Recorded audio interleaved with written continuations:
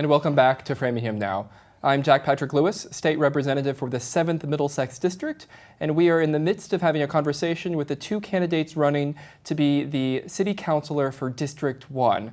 I'm now joined by Charlie Sisitsky. Thank you so much, Charlie, for joining us. It's a pleasure to be here. Thank you. You have been involved in town for a number of years. Folks have got to know you in many different roles. You're now running to be a City Councilor for District 1, which Correct. includes precincts 1 and 2.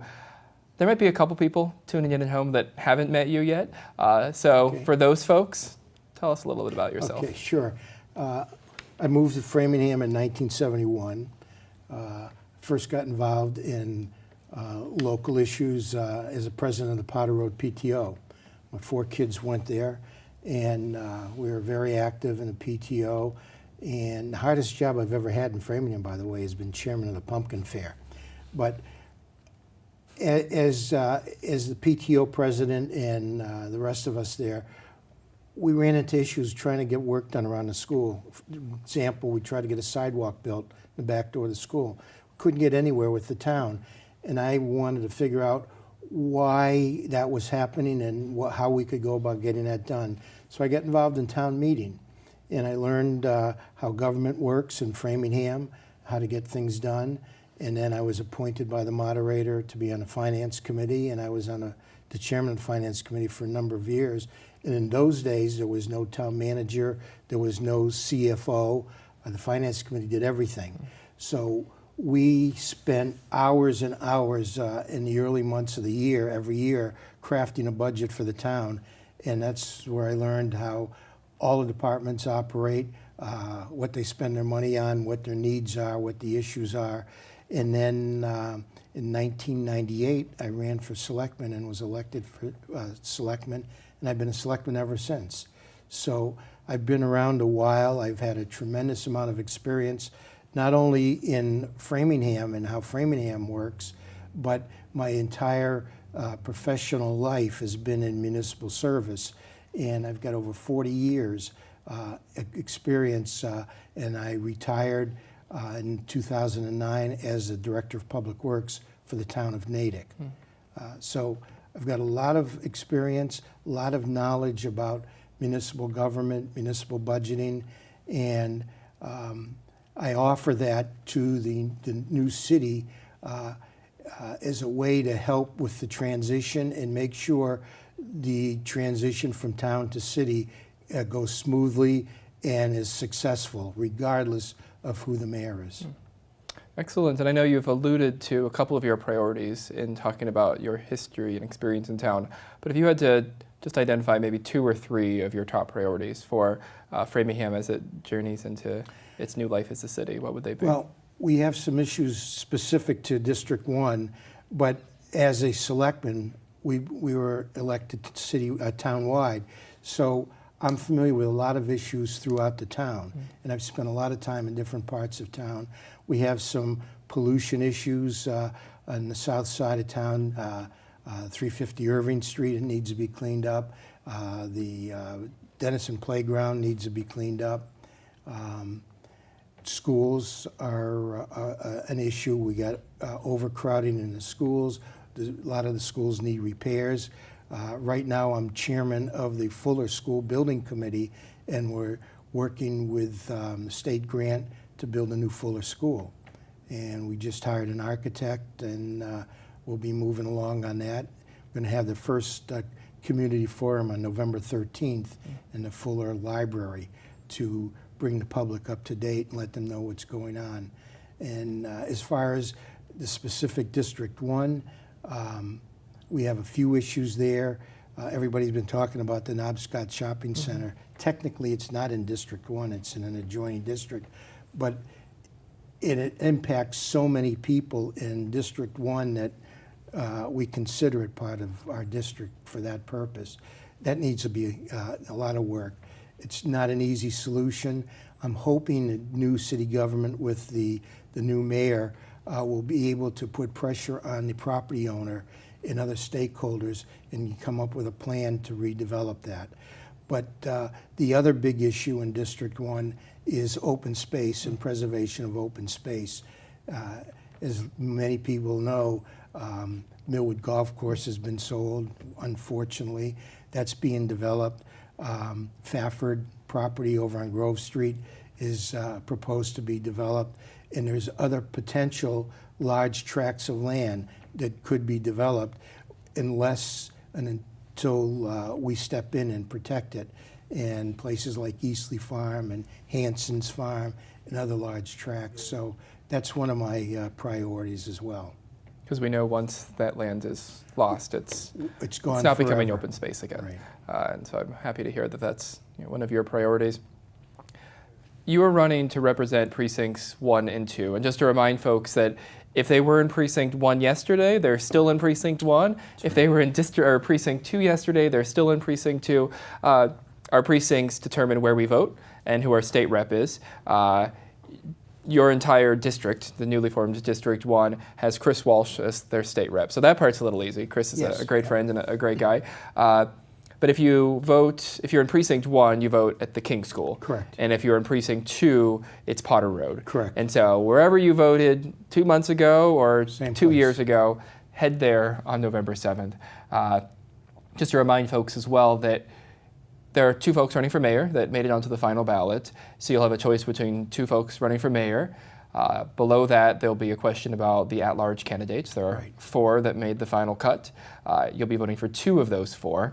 Below them, depending on where they live, will be the district-specific race. And so your name and Joe Norton's name will appear as the district city councilor. Right. And folks who live in that area will get to vote And for one of the 2 also of school you. committee candidates. And then below y'all will be the school committee candidates. So it won't be a very long ballot. There will be 5 different groups of folks to choose from. But I just like to remind folks that keep voting in the same place you voted before. Right. And when it comes to this question down, it should be, the 3rd one down? They'll have an opportunity to vote for either you or Joe Norton. I want to hear a little bit more. You mentioned issues specific to precincts 1 and 2. I was hoping you could talk a little bit more. Open space, what can the town continue to do to preserve the former golf course? I know it's been sold now, but there seems to be some continued talk about how we can hold the developers accountable. Yeah, I've been attending the planning board meetings and the conservation commission meetings with regard to Millwood, as has a lot of the neighbors in the Grove Street, Winch Street area, because they're very concerned about the impact on traffic and the impact on infrastructure and what it's going to do to the environment around there. And if we accept that it's a foregone conclusion that this is going to be developed, I think the developer is doing a good job in responding to concerns. Even though it's going to be a large-scale project, I believe it's up to 135 units, there's going to be over 40 acres of open space left there, 30 of which he committed to at the town meeting that voted on that project. So there's potential for maintaining a lot of open space there.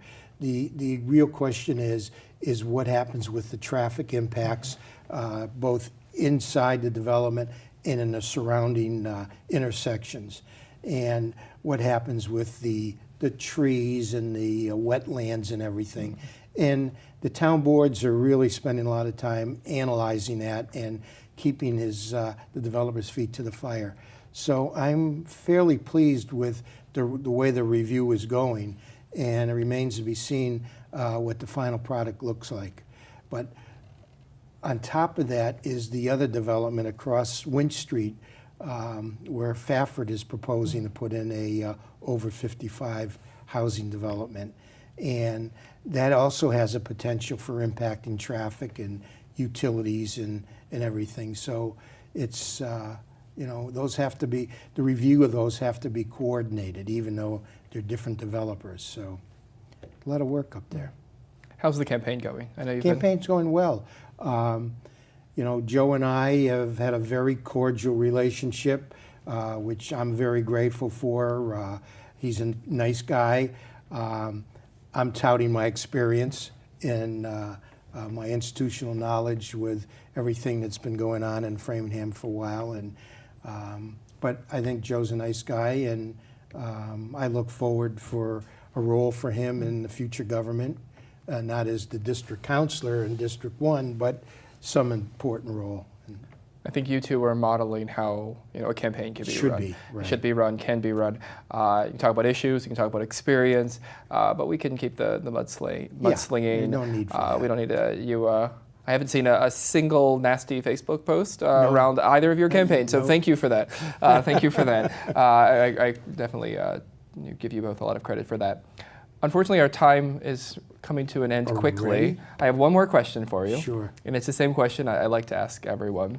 You've been involved in town for years. You have put yourself out there running in previous elections. You said Board of Selectmen since 1998.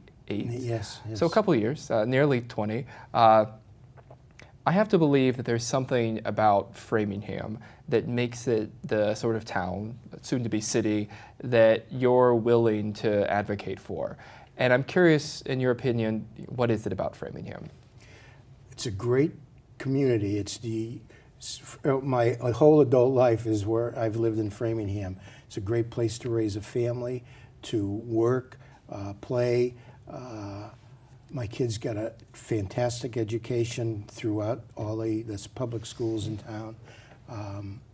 And it's just a wonderful place to raise a family. The diversity, the friendliness of the people, the opportunities here.